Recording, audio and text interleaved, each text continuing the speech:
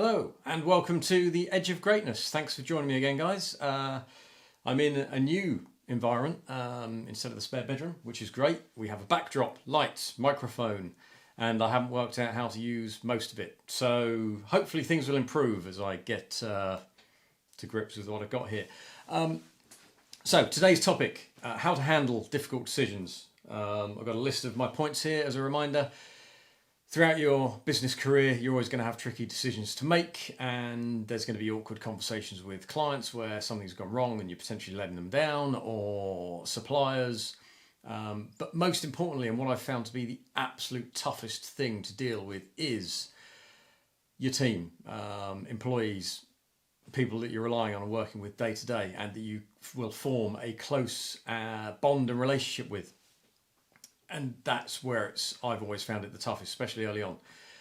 There is going to be inevitably a time where you're going to have an awkward conversation about performance or something going wrong, or a whole host of reasons.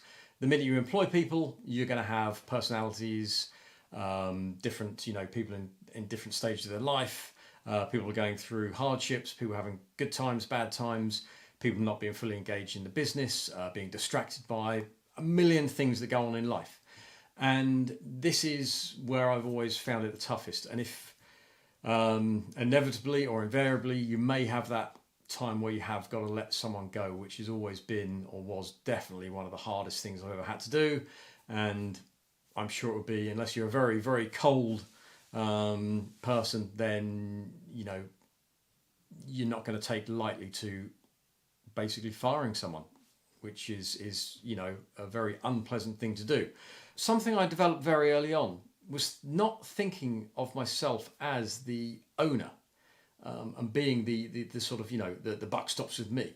What I actually did is I almost role played, and I started to think to myself or think of myself as an employee of the company, which you are basically.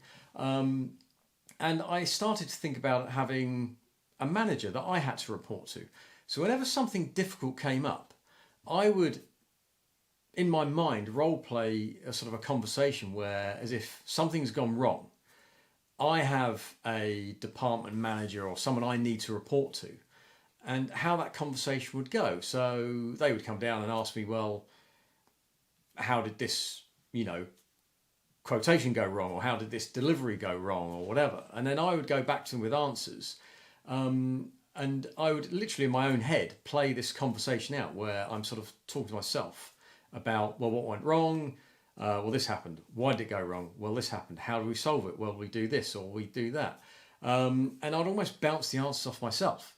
And in doing so, what you're doing is you're basically, not only asking questions of where you've got wrong, trying to, work out what went wrong and analysing that and trying to make sure it doesn't happen again, but also coming up with solutions and answers with yourself.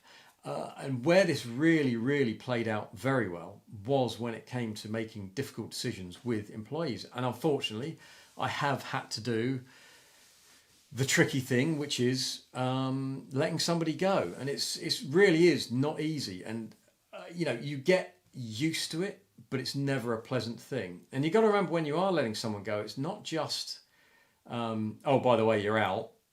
Clear off, that's it, forget about it, doors closed.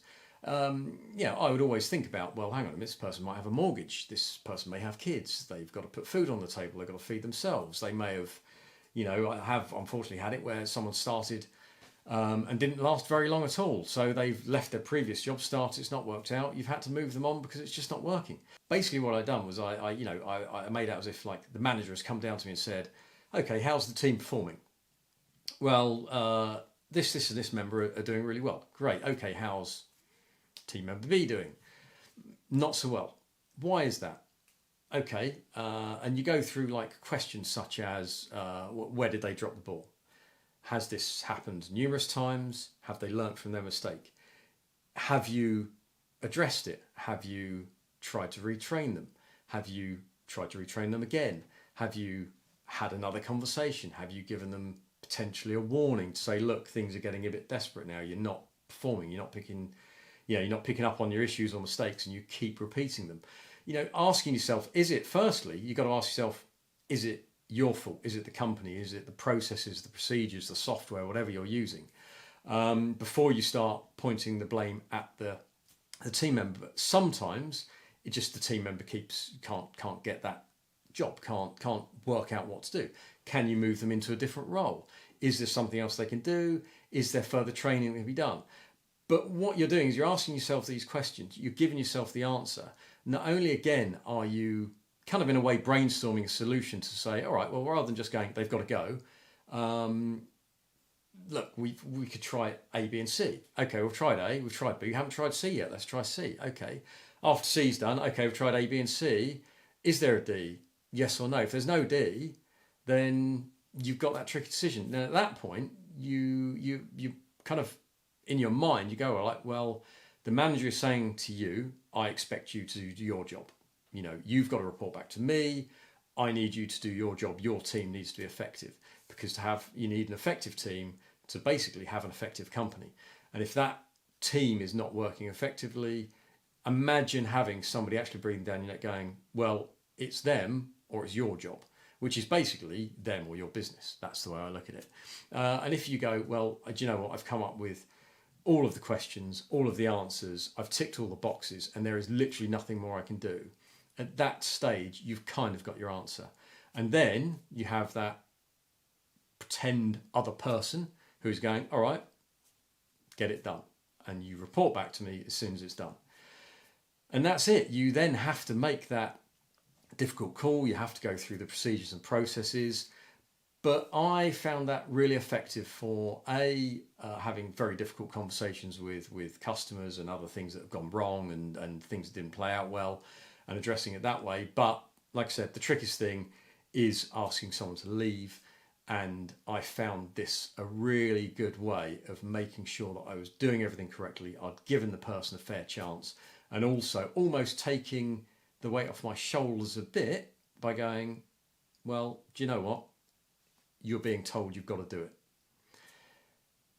Let me know your thoughts. I hope that's useful. I found it really, really useful tip. I still use it now. Even to this day, I still have it where I'm, if things are not going well, I'll sit down and analyse it and have a conversation myself.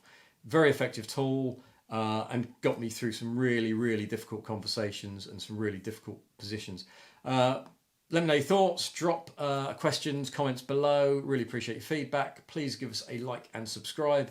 Hope you found it useful. This has been The Edge of Greatness. I'm Tim. Catch you soon.